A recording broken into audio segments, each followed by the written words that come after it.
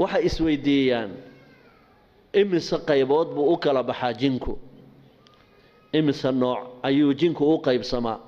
xadiis saxiixa ayaa nabigeenu kaga jawaabay calayhi salaatu wasalaam abu saclaba ayaa xadiidkaa warinaya wuxuu yidhi nabigeenu calayhi salaatu wasalaam jinku waa 3 sinfi qaybi way duushaa oo hawaa'i baa laydhaa qaybina waa raaxila naasila waa reer guuraa waanay degaan waanay guuraan qaybta saddexaadna waa waa xayaad iyo kilaab iyo xayawaan bay iyaguna qaabka xayawaanka oo kale leeyihiin oo bisadaha oo kale way noqdaan waxaan ku waa caalam adigu xayawaanaat ah oo nabigu calayhi salaatu wasalaam oo kii saxaabada xadiidkii saxiixa ahayd uu kula dardaarmayay magaalada madiina makhluuq baa idinkula nool oo maxaan ku idhahdaa caalamkaas oo muslimiina waxaanay qaabka qabeesooyinka iyo waxay leeyihiin masaska haddii aad aragtaan magaalada madiina aad ku aragtaan iska abhiya hadduu 3 jeer idinkaga tegi waayo marka waa saa'ila iska celiya hadduu muslim yahay soo idinka tegaya waa xadiis saxiixa bay ahayd waxa la isweydiiyaa makhluuqan maxaan ku idhaahdaa reer guuraaga ah ama kan hawaayiga ah ama kan kaleba ma samayn karaa qaabka bini aadmiga oo kale ma iska dhigi karaa tashakul baa la yidhaa tashkiil ma samayn karaa haa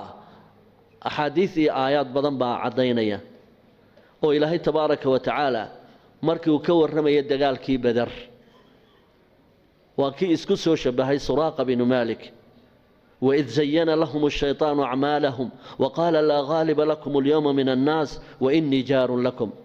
وحيسوسو إكيسيي عاقل كي لأورنجر سراقة بن مالك وحكالود عدي مركي النبي عليه الصلاة والسلام دار الندوة لوغو شرقولي وكي يسوسو إكيسيي شيخ من نجد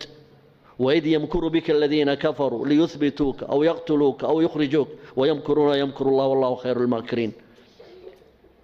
marka uu isu ekaysiin jiray way karaa bina aadmu uu iska dhigi karaa awoodana ilaahay uu siiyay inuu tashkiil qaadan karo waxa isweydiin leh meelaha uu u badan yahay uu dego manaasisha u ah waa meelahe waxaan su'aasha la isu weydiinayaa si aynaan inaga iyo makhluuqaadkaas isugu dhicin inaad ogaato meelaha uu madaanada uu dego nabigu uu diiday calayhi salaatu wasalaam ruuxu inuu ku kaajo meel godaho maxaan ku idhaa bannaanada ka qodan markay culimmadu isweydiiyeen waxay dhaheen 2 midun baa ka dhalanaya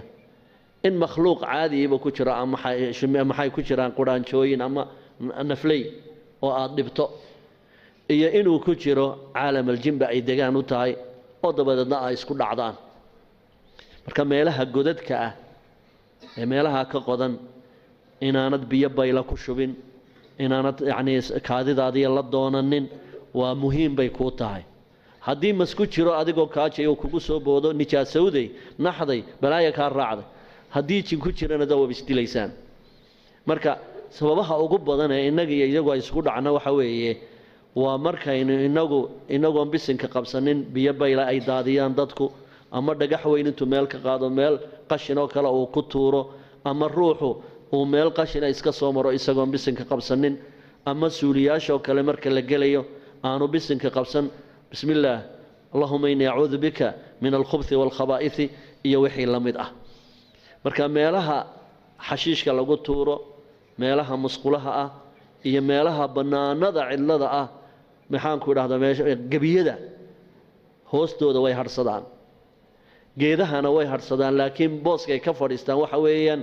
harka iyo qaybna harkay fadhiistaan jidhkooda qaybna waxay geliyaan harka qaybna bannaankay fadhiistaan marka nabigu way naga maanacay calayhi salaatu wasalaam wuxuu yidhi meesha harka ah ama cadceedda u wada bax ama harka soo wada gala waa xadiis saxiixa laakiin amaakinta jinka ha fadhiisanina oo maxay tahay amaakinta jinku waa halka kala badha ee cadceedda iyo harka qaybna jidhkiisa harku geliyaa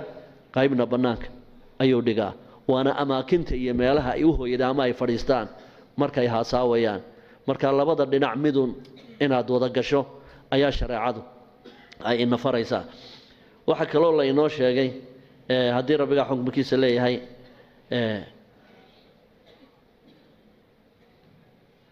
qofka muslimkii marka uu dharka dhiganayo ama uu iska bedelayo dharka caalamka waxaa jira guryaha wax la yiraahdo umar albayt qolo guryaha iska degto oo saanqaafyada waxa iskaga noolaata qaarkood waxa suurtagal ah haddii aanad bisinka qabsanin in cawradaada ay arkaan markay cawradaada ay arkaanna inay cawradaadaas ishooda ku tacalluqdo oo sidaa marka ay kugu asiibaan markasta oo aad maryo furanayso inaad bisinka qabsato marka aad suuliga galaysana inaad bisinka qabsato oo noloshaada aad mar walba ilaahay ku xidho sida markaad cuntada cunayso aad bisinka u qabsanayso markaad wax cabayso bisinka aad ugu cabayso waxa kale rasuulku inoo sheegay calayhi salaatu wasalaam caalamkan saqalaynku ama jinku inuu bidixda isticmaalo sida daayeerku u gurnayay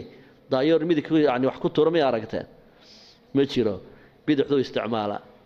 jinkuna bidixdu isticmaala hadduu wax cabayo bidixdu isticmaala hadduu yani cunayana bidixdu isticmaala sidaa darteed ayaa qofka muslimka waxaa laga maanacay inuu bidixda isticmaalo